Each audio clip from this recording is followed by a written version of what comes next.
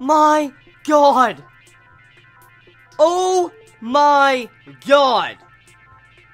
Every theory I brought up and I had built up in this anime was pretty much proven true with this episode, and then that unexpected death. I have no words. I don't even... Hitsugi no Chaika.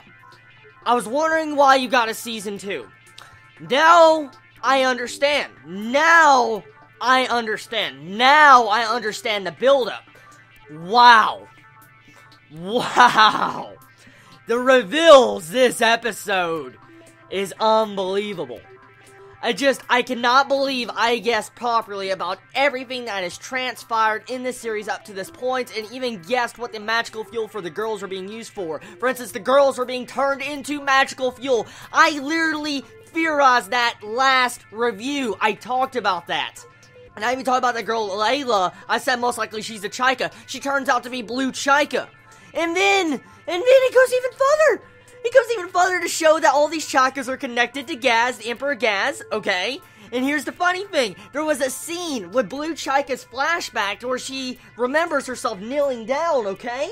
And in that sense, you see a bunch of the people, the heroes, that killed Gaz. Now, what do you think they do to a traitor? Especially a king. They cut off his head. Now, let's think about this. Where is the mark on Chaika's? The neck. Now, this shows you right there that the Chaikas are connected to Gaz. Right there, it is proven with that flashback. It was just, they might as well have shown Gaz, because that was literally obvious it was, okay? I didn't perfectly count all the figures in that scene, but if I probably was to go back and count them, most likely there was enough heroes there for me to prove my theory. But either way, this proves that most likely these Chaikas are homunculus. They are artificially created beings, and why they can have different personalities. The other thing that has popped out in this that also proves another theory is that most likely these are split off personalities from Gaz himself, because Blue Chaika brings up in this episode saying that Chaikas, all the different Chaikas, have different personalities. They all have their different things, like tactical, strategic, they're cunning, they're evil, they're, I guess, very weak, where they can't defend themselves, like our white Chaika is. So pretty much what it's saying is that once these Chaikas accomplish their goals and there's enough remains gained, all these experiences from every single Chaika will go into one Chaika. So let me explain what this means, okay? Gaz, even let's say if he does not get resurrected, let's say he's not going to get resurrected, what he's doing is he's fueling his heritage, his line. For instance, he's using all these Chaikas that have different personalities. For instance, how we've seen a Chaika that wants to have war. She wants to reestablish and have a war again, like the Red Chaika. And then in this one, we see that this Blue Chaika doesn't want to be part of the Chaika game because she doesn't like, the entire reasons behind being a Chaika.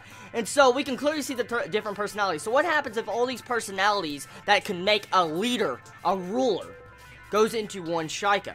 Passion, kindness, evil, cunning, strategic, different personalities go into one person, and that makes an emperor. Emperor Gaz. Now, either Gaz is going to come back with this, or most likely Gaz, like I said, is trying to fuel his heritage and make a new Gaz. For instance, Chaika, the ultimate being, the ultimate emperor that can rule in his place.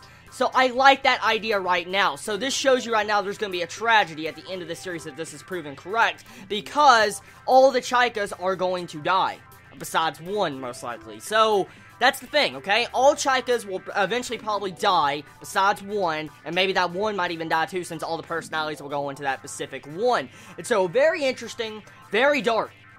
Speaking of dark, Frederica. It's technically not confirmed she's dead. It's not, but, I mean, if she survives that, I'm just gonna call bullshit, okay? She's a dragoon. She's been said that she cannot be killed, she's immortal. The only way to kill her is by stabbing and destroying her brain. Her brain was clearly stabbed. We saw it. We saw that mythical monster stab her in the brain, and then they had to add that animation effect for their corpse. Oh my god, The animation effect on that corpse of Frederica when you just see her legs twitch, I'm like, oh my god, it was horrific. It really was. And so the blood, did not expect that from Frederica. I mean, it was just so shocking. I mean, Frederica's there, you know, having a conversation. Next moment, you just see a freaking... I'm like... I was literally... I had no words to describe the feelings. I was like... It was so fucking quick. You just see one moment she's talking, next minute she has her head impaled, and she's just drugged back up. I'm like... I didn't even know how to react. I was sad, but I didn't know how to react because it was just so quick. I mean... Oh my god! Okay.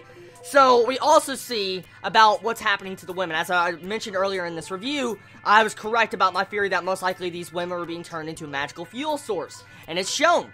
All these girls that Ricardo is abducting is pretty much putting them in the fucking walls of all the entire, like, floating fortress. He's killing them, but I guess one of them survived, and you get to see the tragedy of how they're literally just being used as a fuel source, and they're dead in there. All the girls that he grabbed are dead and just placed into fucking walls. Oh, god, dude, oh my god, that's fucking sadistic. That is disgusting. That is disgusting. Oh, I didn't think Hitsugi no Chaika would go this path. I honestly, I knew it was good. I sensed it from the beginning. That's why I've stuck through this series this long. But I did not think that we would have all these theories answered, all these theories just pretty much correct, I guessed on, and at the same time, it's leading up into an epic cliffhanger for a Season 2. And that's pretty much what this Season 1 is of Hitsugi no Chaika. It's clearly just build up for the main in-game goal of whatever Gazes has planned with all these Chaikas. That's exactly the way I see it.